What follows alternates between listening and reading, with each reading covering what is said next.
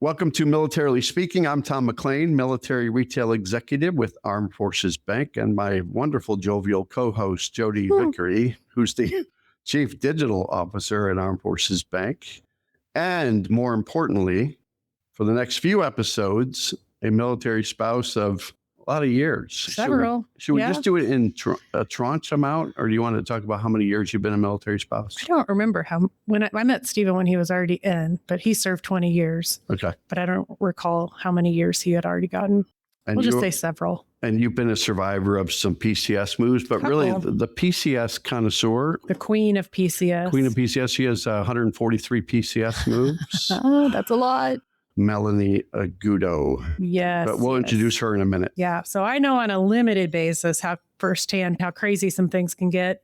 And, we're really calling all of that out today. And we're thankful to have Mel here to help us do that, because we're going to kick off a 4-part series on something nearly every service member of military family and probably has experienced, or if they haven't, they're about to, a permanent change of station or a PCS move. That's correct. The next 4 episodes, we're going to break down the PCS process into bite-sized pieces, so you'll be able to quickly find everything you need to know in each phase. So this is going to include maybe some tricks of the trade from the experienced PCSer we have with us today. And by experienced PCSer, I don't mean Tom, not necessarily myself. Can I say something right there? Definitely I'm going to PCS from this room. I would welcome that. Right. I would welcome that. So Mel is a senior loan officer and a VA loan expert here for us at Armed Forces Bank. She wears a military spouse hat by day and night as well, in addition to that, for over 20 years. Between Mel and I, mostly Mel, we've got more PCS moves under our belts than we care to admit. I'm a very small contributor to that total. Not necessarily true, Jodi, which is exactly why we're here today, though. If we can save one family member or a military family from some of the chaos that we have both lived through in the past or learned from, this series is absolutely going to be worth it. The series is worth it anyway. Just having Jodi and Mel here, that's worth it. We're elevating you. Is that what you're saying? All right, that's enough. It's not about bashing Tom, because that's why I show up. My work anniversary is coming up. I know, 19 years. Yeah. Yes. April 30th, Mel. You didn't think I knew. Mel, how many years you've been with Armed Forces Bank? We'll just say over 20. So longer than you. High 19s. Yeah. Speaking of PCS moves and speaking of large numbers, how many PCS moves? I think when you and I and Jodi met on one of our podcast episodes, probably in the early stages back in 2021, you had talked about the number of moves, but for those that didn't listen to that episode, how many moves have you had as a military spouse? We did 14, and I think it was like 22 years. So quite a few. That's crazy. And I'm absolutely excited to share, a little bit about what we learned through our 14 PCS moves, or what, lessons learned, if you will. So it's exciting to be able to talk about that. Share. Everybody's got the story, and you're going to have some good stories. And I think people will learn something today. I think she should write a book, maybe. On PCSing? Mm-hmm. Yeah. Yeah, I'd buy it, and I'd put it right on the shelf next to my Army wife handbook that my husband so appropriately bought me when we first got married. Anyway, all right, to set some expectations for our next 4 episodes, I'm going to quickly talk about what we'll cover in each of them, or Tom and I are going to tag team that anyway. Yeah. Episode 1 is going to be all about orders and paperwork, whether they're coming in for a CONUS or OCONUS station, who you need to notify, what paperwork can trip you up the most. Navigating EFMP. If you don't know what that stands for, you'll have to listen to the episode to learn.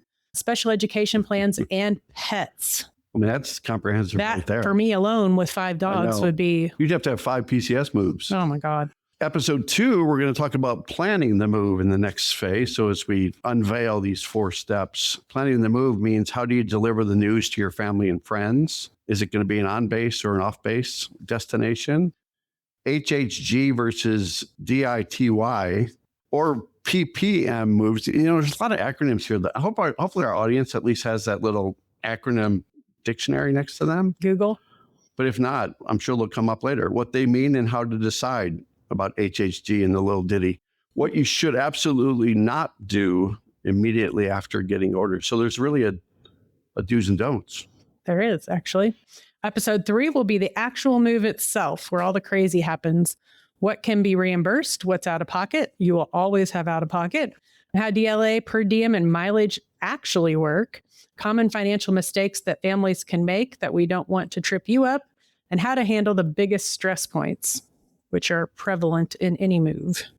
The 4th and final section of this PCS series will be landing on the other side of PCSing. So what service members should prioritize in their first 30, 60, 90 days after moving? What happens when a spouse's career is interrupted? Because prior episodes, we've talked about 23, 25% military spouse unemployment rates. How can we make their transition as easy as the service member? How to rebuild community quickly at a new duty station. Certainly getting involved in spouses clubs and getting involved in nonprofit organizations is going to be one thing that they can do to acclimate to a new environment. And then finally, the advice that seasoned military families wish they had followed earlier. So in 14 times, Mel, probably after the second one, you learned a little bit. That's and then a lot of seasoning. After the 13th one, you're like, are we done yet? Right. I was still learning. There's always something to learn. Basically, the idea here is that each episode is going to be pretty quick. Well, quick. I mean, Tom talks a lot, so it'll be quick, relatively Jodi, speaking, stay on compared to our track. normal episodes. So regardless of where you're at, you can squeeze in a quick PCS move refresher in your lunch break, running errands, or whatever your busy life as a military spouse looks like. Oh, by the way, how it's going to work, as the person here who is not experienced, but could be shortly in PCSing, I'm going to be posing questions to Jodi and Mel, and they'll be the PCS move experts with advice, best practices, horror stories, whatever that came along that journey. And now with that intro out of the way, let's get into the real nitty gritty of PCS I see what you moves. did there. How do you like that? I see what you did there.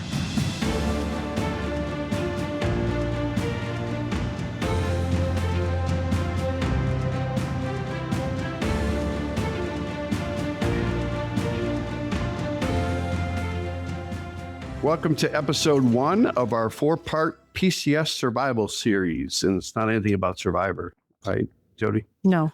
If you're new here and wondering what PCS means in a military context, PCS stands for Permanent Change of Station. It's the official military term for being ordered to relocate from one duty station to another. And it is one of the most defining and life-changing experiences of military life. And something you, Tom, have never experienced. Here we go again. Right. Just Which is pointing why at Captain Obvious. Which is why you, by default, are the co-host and have to be here. So it's a gratuitous invite about this topic. Yes. And we've got Mel. Who's the actual Aguto. expert? Yes. Yeah, here to cover the few gaps in my knowledge and apparently yours, because you've been far removed from it. But let's get right into it. Segment 1, it's titled, What Are the Orders and What Do They Actually Mean? We'll start at the very beginning. When do you receive PCS orders? What exactly does that mean? And what happens in those first moments? And we'll tag team it a little bit, but certainly a tidbit from you and some commentary from Mel would be appropriate. So PCS orders are the official military document that directs a service member to move. They are not a suggestion, unfortunately. You have no control over this. They're a mandate from the Department of Defense or nowadays Department of War. The document will specify where you're going, when you need to be there by, and some basic logistics with more detail to follow, you hope. And then the moment those orders arrive, the clock starts ticking. Oh, yes, it does. And those, you've been waiting for them to come. And when they finally come, I think it's a day of simultaneously being super excited. And then, oh my goodness, here we are, a little bit overwhelming because you've been so excited to actually get the orders so you can start putting everything moving forward, if you will. And it means a new adventure, but also the paperwork now starts and your to-do list that you've been crafting is now very real and in front of you and waiting to be done. So for the listeners, like my family, who would be new to military life, can you explain the difference between CONUS versus OCONUS moves? Again, we're in sort of the acronym world of life, but this is something that comes up a lot. So is there something, Mel, that you want to talk about with that, or Jodi? It's fun to say CONUS and OCONUS, but it actually does mean something. And it's probably the biggest fork in the road when your orders arrive because it can mean moving a few hundred miles or a few thousand miles. CONUS stands for Continental United States. So basically everything here in the contiguous states. And then OCONUS is outside the Continental United States. So CONUS, you might be moving just from Fort Bliss to, say, Fort Bragg or to Fort Lewis or JBLM. If you're moving OCONUS, that means you got a little bit further to go. You might be going to, say, Germany, Japan, South Korea, somewhere overseas. And Jodi, absolutely. That distinction matters enormously as well for planning purposes. CONUS moves are complicated enough, and then you throw OCONUS on top of it, and it just adds additional layers of complexity. Navigating, depending upon what country you're going to, passports, visas, navigating all of your family members, and of course, pets. Can't forget our pets. Shipping timelines, and just so much more. And the lead time for OCONUS is definitely longer than CONUS for sure. Mel, speaking of dogs, how many dogs do you have? We have 4 Basset Hounds. Yes, we are kindred spirits. You're 5. I have 5. I have 4 Chihuahuas and a red healer. And counting the 3 in my immediate family. I mean, we're in double digits. Like we could have a zoo. We PCS could have like a petting zoo. Yeah, we should do that. So, Mel, if someone gets OCONUS orders, what should they be doing first? Jodi, you start. I know. We'll go alphabetically this time. Vickery to Aguto? Well, no, Jodi and Mel. Kidding. Yeah. Passports, I would say immediately. If you don't have them, start that process the same day because some of that is out of your control with regard to how fast they will come. You should also begin looking into something that's called a status of forces agreement for the country you're heading to. It governs your legal rights and privileges of military personnel and families abroad. Your installation's legal office can certainly walk you through all of that, but those are probably 2 top of mind things. Jodi, I'd like to throw in there too, make sure that you communicate with your personnel office as quickly as possible and ensure that you use them as a point of contact for everything as well. They can flag specific things to your orders that you might not know about, give you guidance, and just share extra tips and guidance as you navigate that big upcoming move. By the way, when I tried to get a passport to go to my daughter's engagement party in Mexico and I had to expedite it, the expedition process took 138 days and I missed it. You missed the wedding? The engagement. Did you actually? Yeah. That's not fair, is it? It's classic. I'm not bitter about the process. It's classic is what it is. All right. So segment 2, we're on to segment 2, Mel and Jodi. Who needs to know and in what order? Beside your dogs, right? I mean, you tell your dogs first. Right. All right. Your orders are in hand. Who do you notify first? And is there a strategy to that? Yeah, there's probably a pecking order, but you do it wrong. Somebody's going to be in their feelings about it. But, of course, you're going to tell your family first, your spouse and your kids, and make sure, especially with the kiddos, that you do that in a good way so it doesn't freak them out. And then you want to make sure that those people that are going to be directly affected by it, like your direct family, they hear about it before something leaks out, say on social media or through others in and around your unit. You don't want your kids to hear it some other way than from you. That conversation matters, and they really deserve to hear it from you directly. Absolutely, Jodi. And assuming, of course, you want to tell your immediate family first, very, very important. And then followed by your chain of command, of course, who needs to have that formal notification that you do have orders in hand, including making sure they have a digital copy, physical copy to your S1 admin section, typically as quick as possible, of course, 24, 48 hours. And this initiates the out processing next steps as you navigate through that with the correct DA forms, visiting the traffic management office, another acronym for you, Tom, here, TMO. To start the moving arrangements. Yep. And then you get to navigate the kids' schools, your housing office or the landlord, or if you own a home, that next step, what you're going to do there. And depending upon where you live, your financial institutions, of course. I think so many people underestimate navigating and ensuring that you navigate the financial institution piece. Notifying your bank early gives you time to ensure that your current financial setup makes sense for where you're PCSing to, of course. Which is a great segue, right, into something we emphasize here at Armed Forces Bank, not to put a plug in, but we might as well. The importance of what some people call Army, well, let's stick with the Army branch of service, financial literacy around PCS training. So getting financially prepared before, during, and after a move is something a lot of families skip until it's too late. But we'll come back to that in episode 3. But Mel, anything you'd flag at this early stage around the financial readiness side? Tom, I would actually, monitoring your cutter reports, because as you're getting ready to PCS, there's a lot of changes. Make sure you know your financial picture before you move. Keep a good pulse on that as you get ready to figure out what that next step looks like. Are you signing a new lease? Are you applying for housing? Are you going to buy a house? You have to make decisions sometimes quickly when you get there. And if you have accounts at local banks that potentially don't operate at your new duty station or have restrictions, now's the time to think about switching to a bank that serves military members across the installations where you're going to be. Ooh, I wonder who that would be. So some people might even consider buying a home, right? they would probably reach out to like Mel Aguto or something to talk about That's who financing I'd and call. different options available. Probably. Highly That's what I'd recommended. call. Yes, please. Yeah. She's very trustworthy. She has 4 dogs. 5. No, I have 5. But they are basset hounds. And yeah, I mean, kind of to that point, though, I mean, finding a bank that can serve you no matter where you're at. Conveniently, since this is our podcast, we can say that Armed Forces Bank has locations in 10 different states. And I would even go further to say that even if we don't have one where you might be PCSing to, we really take a lot of pride in investing in how we serve you digitally so that you can be with us throughout your career, no matter where you might land, courtesy of your PCS orders. Segment 3. Now we're on to the paperwork, which Jodi loves because she always thinks that you have to be digitally centric, but sometimes you do need paperwork. What trips people up the most? That's a weird way of saying it. It is. So what takes you down a bad road, right? Yeah, I mean, there's probably several things. I would probably start with leave request. You just want to make sure that you coordinate all of those dates carefully. Travel to your new duty station. You want to make sure it's authorized, but that window has limits to it. So you don't get to just pick and choose when you'd like to go. If your dates aren't locked in correctly, you can lose some of those entitlements or find yourself in a way where you might be paying expedited fees or costing yourself extra money. And Jodi, I'm going to also throw in there, it's really important to ensure that your dependent travel authorization goes hand in hand with that as well. Might want to take your kids. Speaking as dependent. And If you don't want to fill them out. and of course that, the fun thing of getting your household goods schedule. These two, should align. And then it's really important, to make sure that you communicate, Tom, here we go, acronym again, to the TMO office.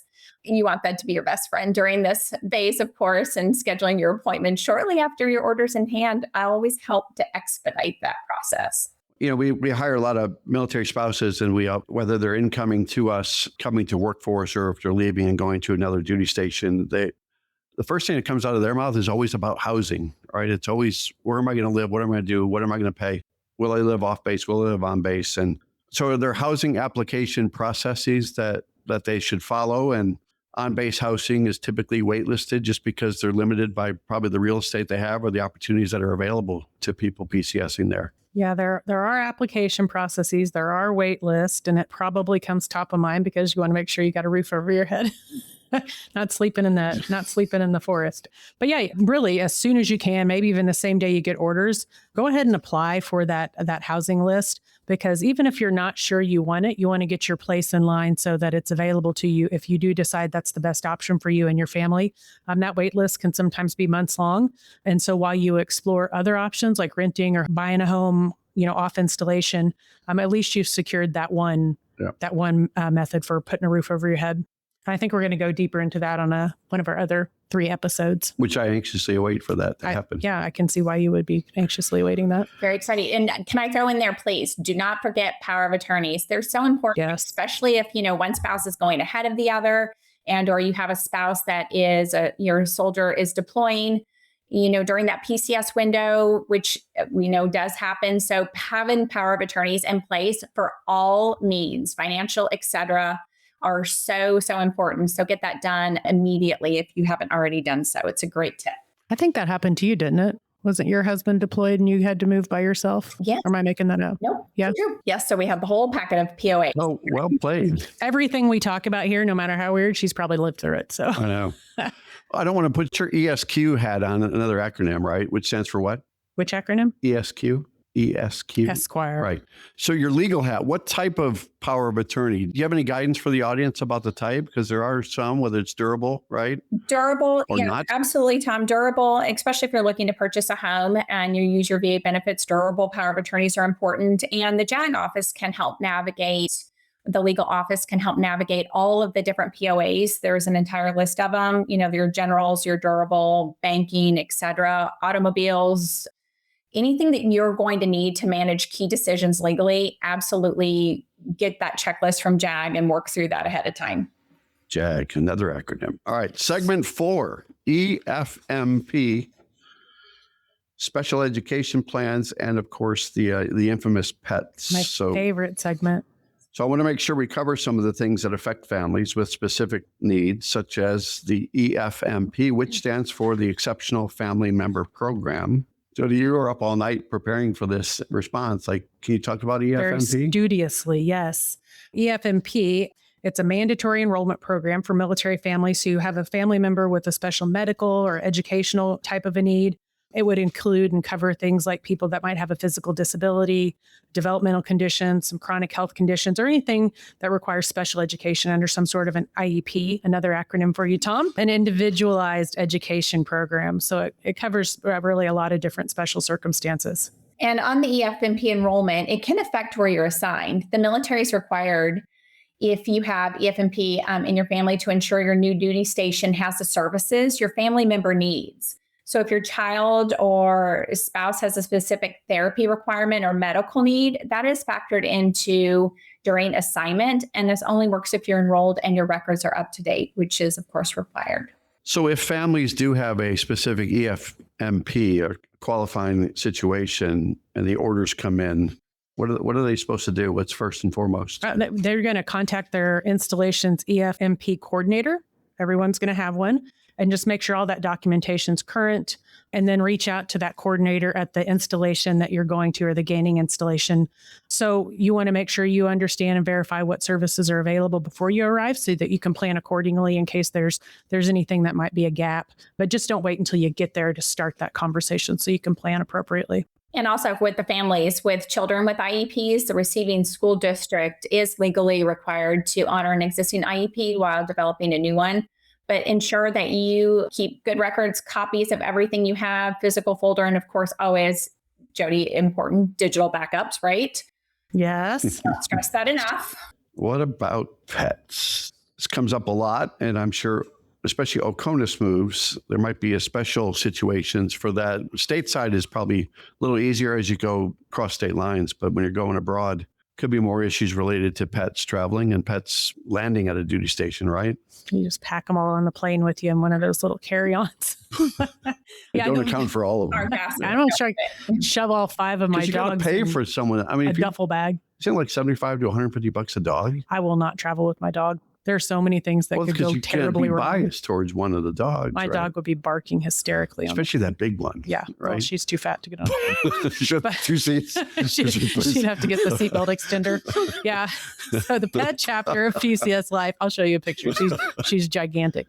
But for CONUS Move, it's actually pretty manageable. No military transport's going to move your pets for you. So you're just going to handle that by yourself. I know we just threw ours in the back seat of the truck. Yeah. As long as they fit. I mean, that big one. They did. I'll tell you horror stories Jaws of life just about that car ride, but I'm not going to do it on air. But it's pretty bad. But I'll share that later. But for an OCONUS move, every country has different rules around quarantine, vaccinations, microchipping, health certificates, things you don't typically think of with your littles. But some breeds are even restricted or banned outright in certain countries. So you really want to understand and research where you're headed, what those import rules are when you get your orders. So you know if you need to take any kind of special steps or find a place for the pet to stay if they're not able to go. Maybe you need to start being super nice to family. I don't know. Turn the page. Yeah. And certain countries also have quarantine requirements that can last weeks if you don't have the right documentation in place. So make sure you plan in advance for your furry friends, giving yourself lots of lead time, months, if not weeks, to navigate taking care of your babies as you get ready for your OCONUS move. I remember our first OCONUS move, we actually had little passports for our 2 hounds way back in the day. Aw. We're just at the beginning of the PCS journey, so let me recap the key takeaways. There's 5 of them, Jodi. First, understand your orders immediately. Know whether you're doing CONUS or OCONUS. The preparation can be and is very different. Second, notify your family first.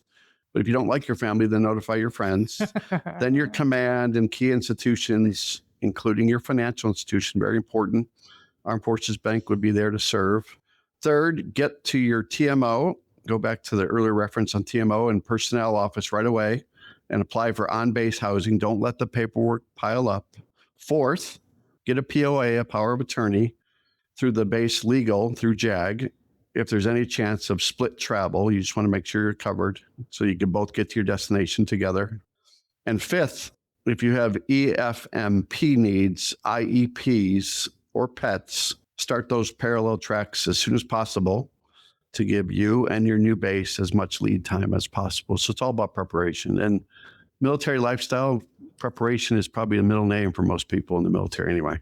In episode 2, we're going to get into the planning phase. So including how you break the news to your kids, the on-base versus off-base decision, and the big one, the HHG or household goods and Diddy moves, which some of you may know as a PPM move. Say all of that 3 times real fast and you're winning. It's a decision that has real financial consequences. And if you do a Diddy move, it can have consequences to your back muscles and how you feel after the fact. Oh, for sure. There's many things I wish I had known before we made that call ourselves a couple times. Yeah, never again. We will see you there. Thanks for listening to Militarily Speaking.